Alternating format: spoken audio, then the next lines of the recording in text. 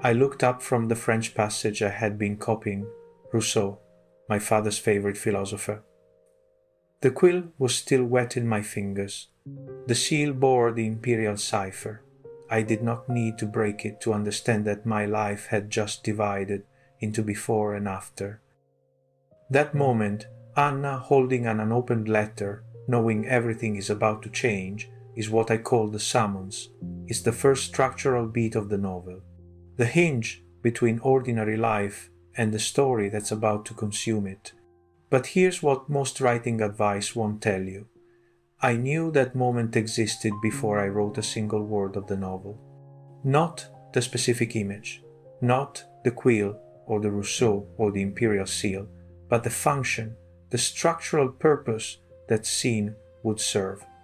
That's what we're talking about today, building the skeleton before you build the house. Welcome back to The Architect's Method. I'm Luigi Pascal Rondanini, and this is episode 2, Building the Skeleton. Last episode, I told you why manuscripts fail. The graveyard, the 3 failure modes, no skeleton, wrong skeleton, buried skeleton, the 4-act structure that holds a novel together. Today, we go deeper. I'm going to show you how to find your skeleton before you write, how to identify the load-bearing walls of your story before you start decorating the rooms. But first, I need to tell you something about myself, something that explains why I think about novels the way I do. I wear several hats. Writer is one of them, but it's not the only one. I'm a developer. I build software systems. I think in terms of architecture, dependencies, and failure points. I'm a project manager. I've spent years breaking complex work into phases, identifying bottlenecks, and figuring out why projects stall. And I'm a musician. I understand how themes develop, how motifs recur and transform, how a piece of music creates tension and resolves it across time. Each of these disciplines taught me something about structure, and when I started applying those lessons to fiction, that's when things changed. The Architect's Method didn't come from writing advice. It came from asking, what would a developer see if they looked at a manuscript? What would a project manager diagnose? What would a composer hear? The answer, it turns out, is the skeleton. Let's define our terms. The skeleton of a novel is not the plot. Plot is what happens, the sequence of events. The skeleton is why it matters. It's the underlying structure that gives those events meaning. Think of it this way. 2 novels can have nearly identical plots and completely different skeletons. A story about a woman who rises to power and then falls, that's a plot. But why does she rise? What does she gain that will eventually destroy her? What does she understand at the end that she couldn't see at the beginning? Those questions define the skeleton, and until you answer them, you're just accumulating scenes. Here's the skeleton of the reader of The Empress, stated as simply as I can. A woman who has been invisible her whole life is finally seen by power and discovers that being seen by power is not recognition, it's conscription. She must choose between the influence she's gained and the self she's losing. That's it. That's the spine. Everything else hangs from it. Before I wrote a word of the novel, I answered 4 questions. These are the questions that build the skeleton. Question 1. What does my protagonist want at the beginning? Not what they need, not what they'll learn. What do they want, consciously, actively, when we meet them? For Anna, the answer was to be seen. She's brilliant, educated, intellectually ambitious, and completely invisible. A provincial woman with no social power, no platform, no audience for her mind. When the Empress summons her, she thinks, finally. Question 2. What do they get, and what does it cost? This is the engine of Act 2. Your protagonist moves toward what they want. They get it, or something like it, but it comes with a price they don't fully understand yet. Anna gets seen. She becomes indispensable to Catherine. Her translations shape policy. Her analysis inform decisions. She's invited into the inner circle. For the first time in her life, her mind matters. The cost? Her words are being used for things she didn't intend. Her translations justify actions she would never endorse. But she doesn't know this yet. The machinery is hidden. Question 3. What breaks? This is Act 3. The thing your protagonist gained reveals its true nature. The cost becomes visible. The fracture occurs. Anna discovers that her translations have been cited in execution orders. Her careful analysis of seditious language have been used to identify and eliminate real people. She is not a scholar serving power. She is a weapon that power has been wielding without her knowledge. The fracture is the moment when the protagonist can no longer avoid the truth of their situation. Question 4. What do they understand at the end? Not what they achieve, not whether they win or lose. What do they understand that they couldn't see at the beginning? Anna understands that visibility was never safety, it was exposure, and she chooses, deliberately, painfully, to become invisible again. But this time, it's chosen invisibility. Not the invisibility of being overlooked, but the invisibility of having let go. 4 questions, 4 answers, that's your skeleton. Now, here's where my background as a developer comes in. In software, there's a principle: never write code until you understand the architecture. If you start coding before you know how the system fits together, you'll build something that works in pieces but fails as a whole. You'll write functions that don't connect, features that conflict, a system that becomes unmaintainable. Novels are the same. The temptation is always to start writing. You have a great opening scene, a character who speaks to you, an image you can't get out of your head. You want to chase it. Don't. Not yet. I'm not saying don't write anything. I'm saying write around the novel before you write in it. Before I drafted The Reader of the Empress, I wrote a 1-paragraph summary of each act, a single sentence describing Anna's state at the start and end of each act, a list of the 3 or 4 scenes that must exist for the structure to work, a description of what Anna wants, what she gets, what breaks, and what she understands. That's maybe 1,000 words. It took me a week to get it right, and it saved me months of revision. I think of these as the architectural drawing. You don't build a house by starting with the kitchen cabinets. You start with the foundation, the load-bearing walls, the overall footprint. The cabinets come later. The skeleton is your load-bearing wall. Get it wrong, and no amount of beautiful prose will save you. Let me show you how this works in practice. Part of developing the architect's method involved creating diagnostic tools, ways to interrogate a manuscript, the way an architect would examine a building. Where are the weak joints? What's carrying the weight? What's merely decorative? I've systematized these diagnostics and made them available as a tool, the Rondanini Architect's Method, which you can find as a custom GPT. You'll find the link in the show notes. But let me walk you through one diagnostic now, applied to my own early draft. Here's what the skeleton diagnostic revealed about my first attempt at The Reader of the Empress.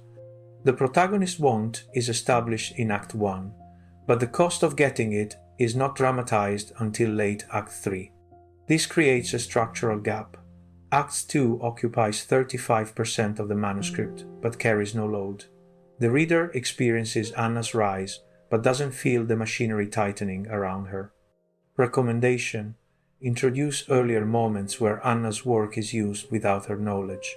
Breadcrumbs that she misses but the reader catches. That diagnostic changed everything.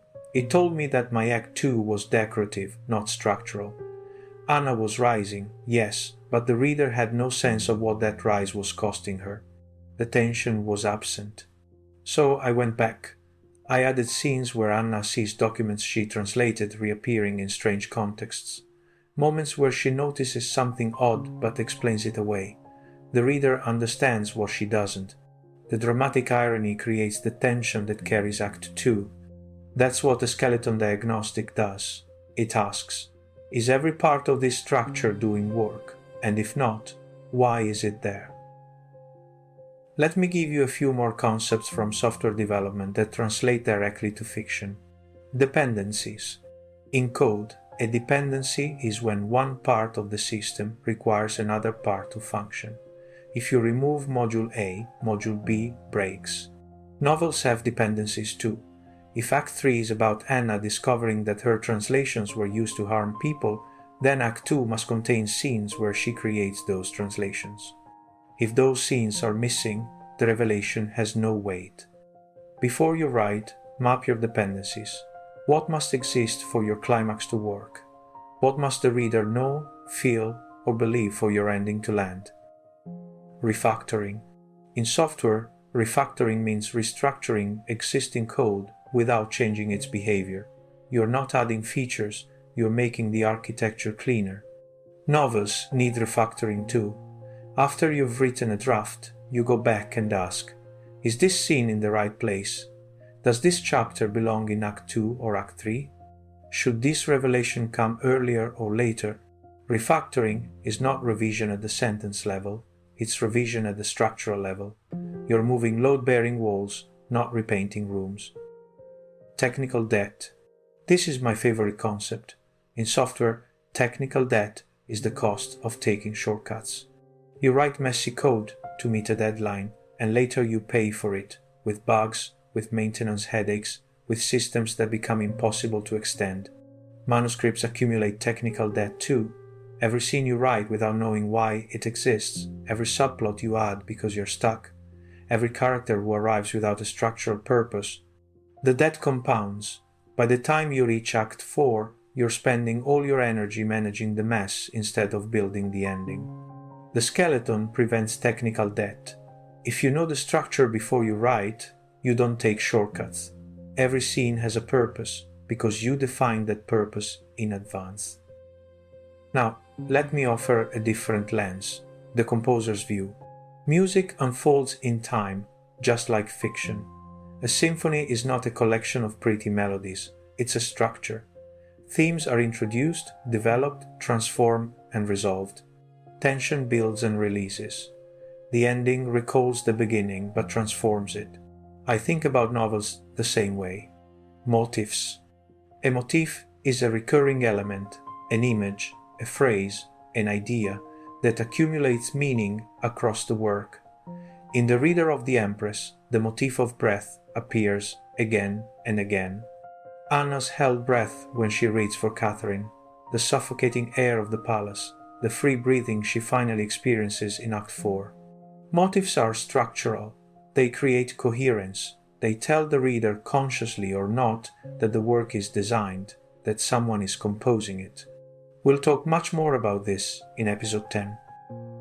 Tension and release. Music builds tension through dissonance, through unresolved chords, through expectations delayed. Fiction does the same thing. A scene creates a question and withholds the answer. A character wants something, and obstacles arise. The skeleton defines your major tension and release cycles. Act 1 creates the primary tension. Will Anna survive the court?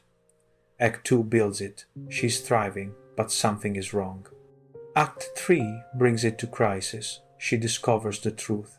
Act 4 releases it. She makes her choice. If you don't know your release points, your tension dissipates. The reader stops caring. This is why manuscripts stall at the midpoint. The writer has created tension but doesn't know how to escalate or resolve it. The return. Great music often ends where it began, but transformed. The opening theme returns in the finale, but it means something different now because of everything that's happened. This is the mirror principle, which we'll cover in episode 11. But it starts with the skeleton. If you know your ending echoes your beginning, you can design that resonance from the start. Let me give you a practical exercise, something you can do today, before you write, or if you've already written, something that can help you diagnose what you have. Step 1. Answer the 4 questions. What does your protagonist want at the beginning? What do they get? And what does it cost? What breaks? What do they understand at the end? Write this down, 1 sentence each. If you can't answer them, you don't have a skeleton yet. Step 2. Write your act summaries. 1 paragraph per act. Not what happens, what changes. What is the protagonist's relationship to their want at the start and end of each act? Act 1. They want X, and they pursue it. Act 2. They get X, or something like it. Act 3. X reveals its cost. Act 4. They choose who they become in light of what they now know. Step 3. Identify your must-have scenes.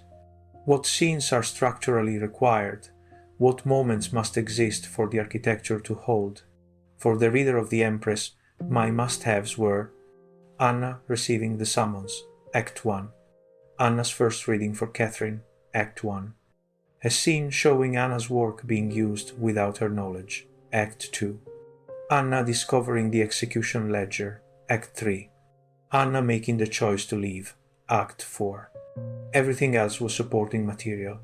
Important, yes, but not load-bearing. If I had to cut the novel in half, those 5 scenes would remain. Step 4. Check your dependencies. Does your Act 3 revelation depend on something established in Act 2? Does your ending require knowledge planted in Act 1? Map it. Make sure the dependencies exist. If they don't, you have structural gaps. Here's what I want you to take away from this episode. The skeleton is not a constraint, it's a liberation. When you know your structure, you don't waste time writing scenes that will be cut. You don't stall at the midpoint, wondering what happens next. You don't arrive at the ending and realize it doesn't connect to the beginning. You build with intention.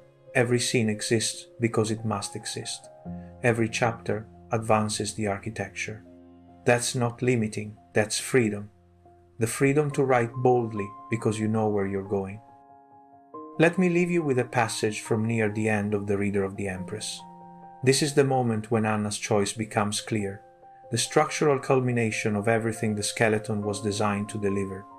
The question was no longer whether I could continue. I would continue. I had neither the courage nor the position to do otherwise. The question was whether I could continue knowing what I now knew, and whether that knowledge would eventually consume me or become, as all truths do when we live long enough with them, simply one more weight among the many we carry. That's the fracture. That's Act 3. The skeleton made it inevitable.